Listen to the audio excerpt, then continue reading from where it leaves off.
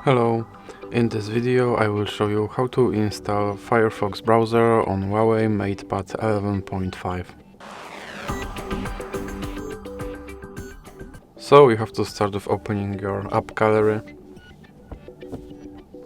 and now click on search bar and type in Firefox and click search and now click get, and this one will open a first-party website. You have to click no OK.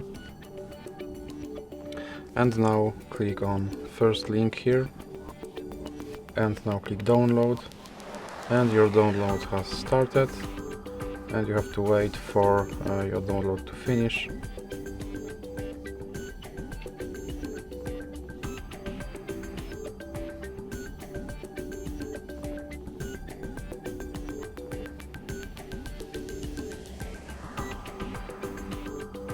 And now click on your downloaded file, and now you have to click allow and click install.